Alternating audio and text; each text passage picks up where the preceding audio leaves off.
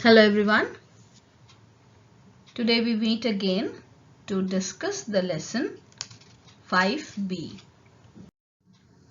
which is a story written by the British writer of science fiction who wrote mainly for children. His name was Nicholas Fisk.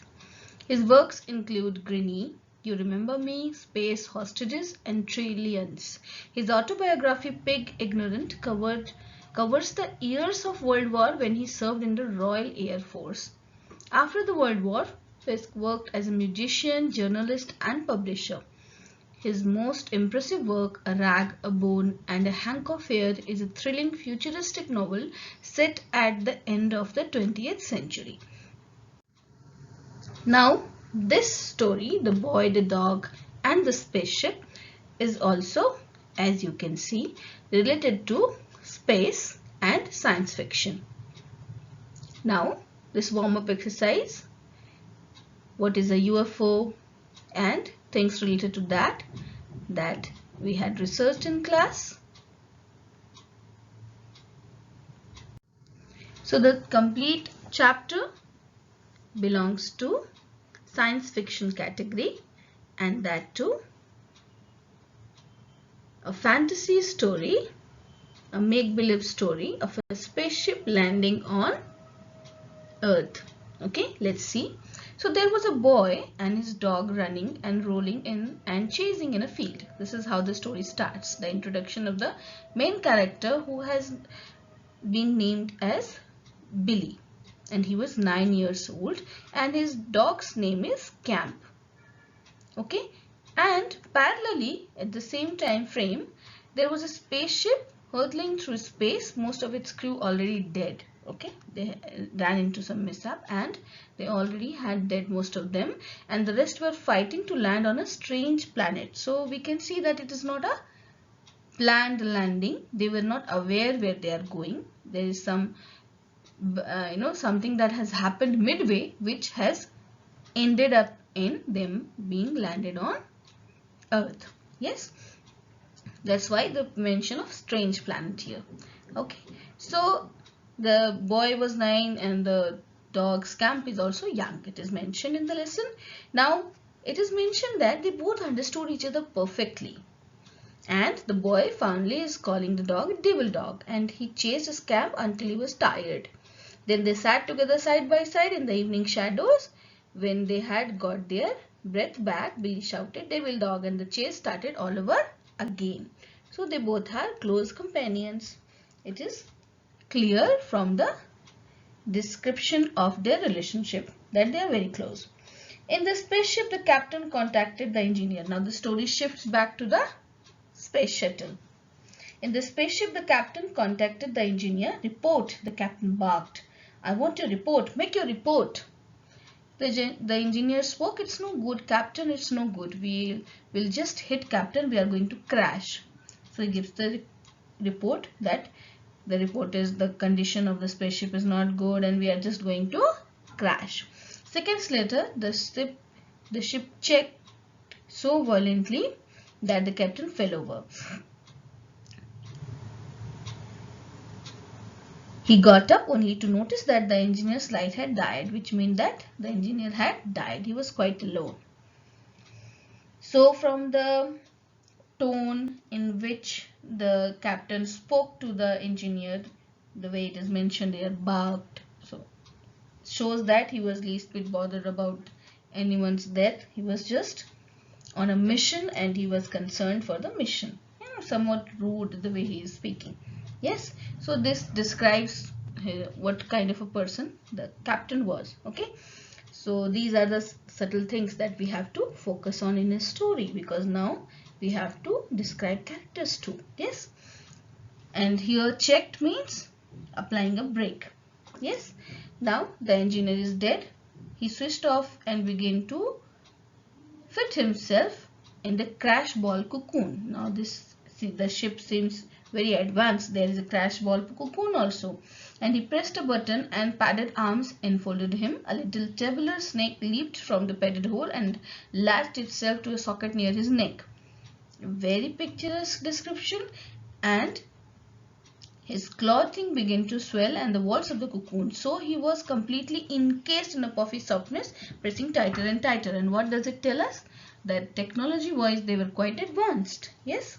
He waited for the stab. Now there is a stab also coming. The needle darted into the captain's brain and the drug entered his bloodstream. Almost immediately he felt drowsy and comfortable.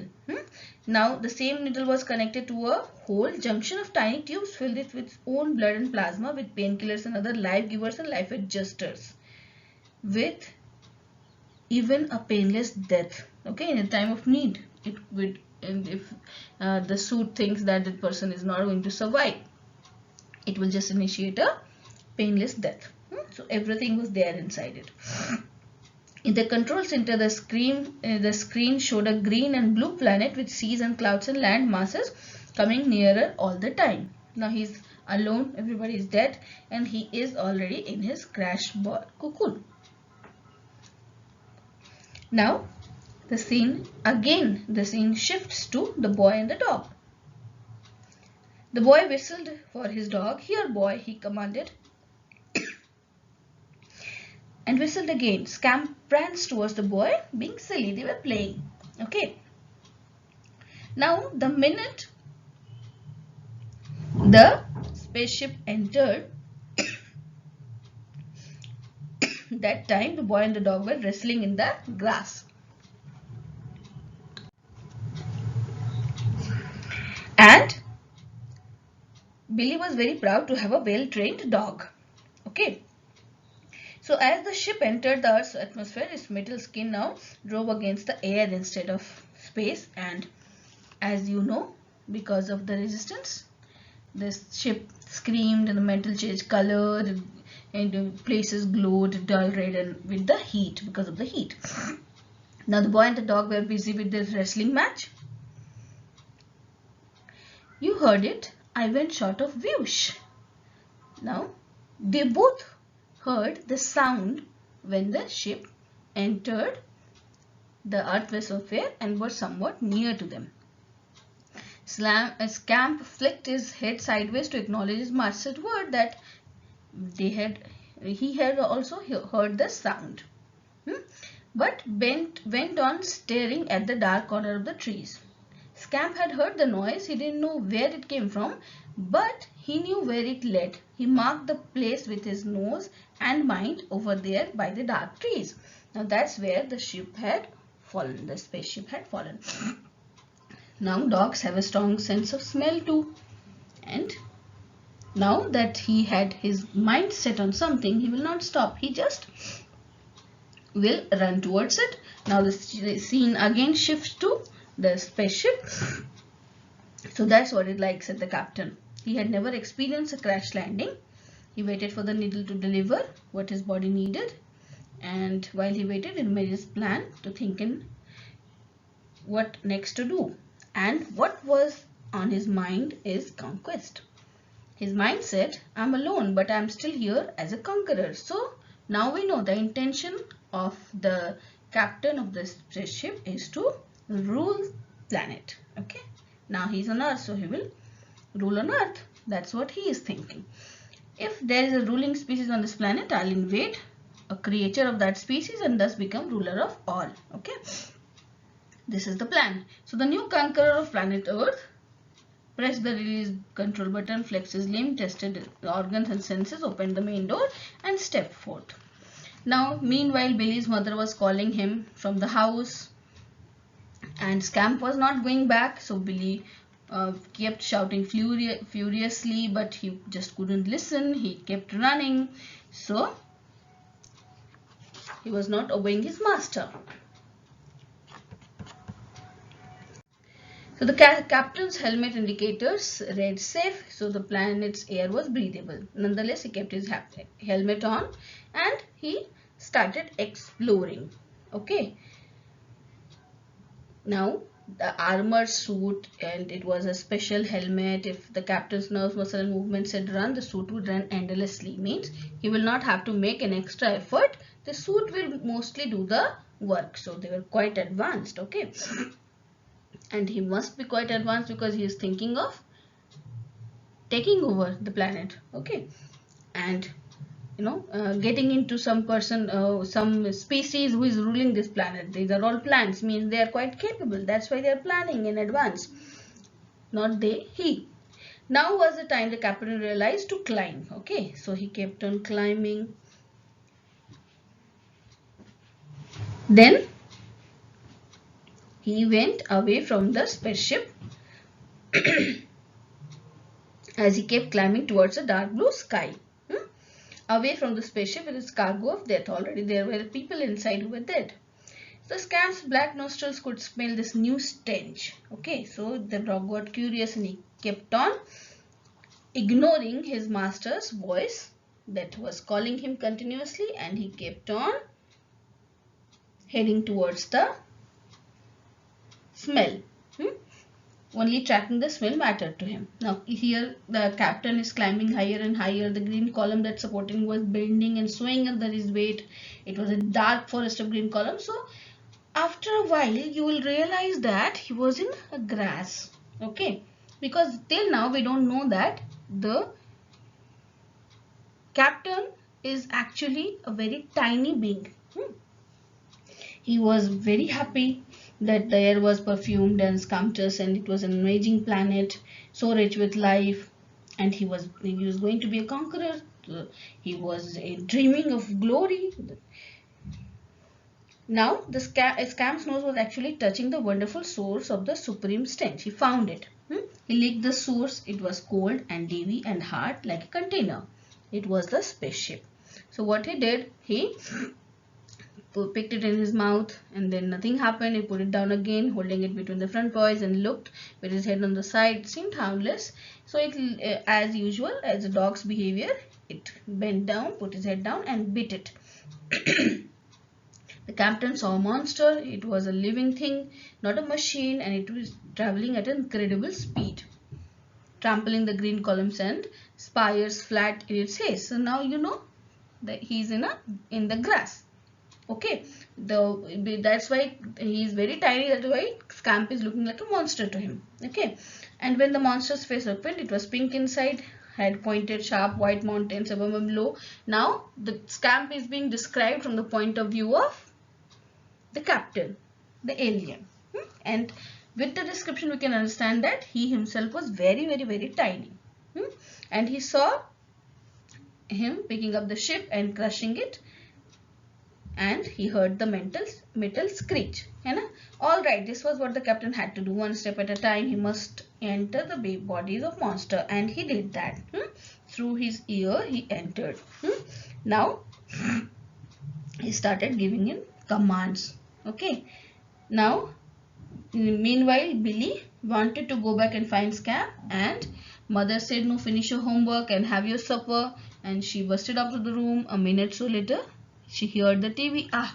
Now he knew that Mama will not notice, and he tiptoed back from the back door and soon was in way to the big field. Now here in the scene, captain is taking control of the monster, that is Scamp. Okay, and he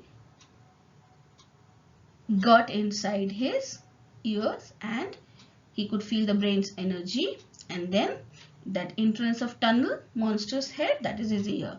Okay, and then the suit making light of was giving light, so that he went inside and then he took control. You will enjoy this, he told to the monster. You like obeying me. You'll obey me always. Now let's find out, did Scamp obey him or not? Now Billy found Scamp. At first he was glad to find him, but soon he was puzzled. Scamp kept shaking his head because that captain, the alien, was in his ear. So he's got a bird in his ear, thought Billy, or an insect or an itch. Okay. Scamp was running in regular patterns, straight line, a pause and turn to left, and all that was going on because the captain was commanding him. Now Billy, it was looking weird in moonlight, so Billy began to get frightened. Then Scamp suddenly sat down some 10 yards away and looked straight at Billy. Now the captain halted the monster and thought very carefully. Now he understood that he is just a creature, servant creature, that too. So he decided that upright monster who has just arrived is a superior creature. So he thought that This one is, even obeying the signals and the voice signals and audio signals, which is called, and it is expecting to be obeyed. So I must strike now, he thought. Now Billy was now coming down to pleading. He was getting restless, but the dog just sat there motionless, eyes looked vacant, because his mind was not in his control. He was not Scam. Who was ruling Scam? The creature, the alien, the captain. Now the captain spoke in the dog's brain and he gave the command to kill. And the dog did that. He attacked Billy. And he kept Scamp attacked Billy, and Billy got very frightened, and he kept on screaming in terror. And then the dog paused, because he was hearing two voices now. One that was telling him to kill, and the other one, who he loved, was asking for help. So the dog paused and the boy stuck out blindly with his fist. Now his mind was not completely under control of the captain, so he could hear and recognize his master's voices, a companion's voice. So he paused, and Billy took advantage of that, and he hit the dog's ear, and something fell on the ground which was not seen by them. The little thing was mortally wounded, means not being able to survive after that wound. Okay, and it means automatically, as the suit had that all facilities of a painless death, so it happened. Now Scam said woof in a vague way and looked at Billy, and then started licking the boy's face, wagged his tail, became normal dog again. The itching in his ear was gone. Okay, and the little unseen thing breathed for the last time, means twisted the body in pain, and hidden in the the captain died.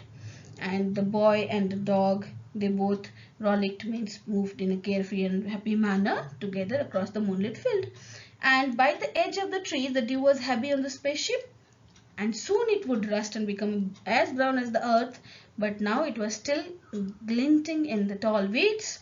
In the moonlight, we wouldn't have noticed where its body was crushed and dented. It looked like a super perfect model, little but marvelously made.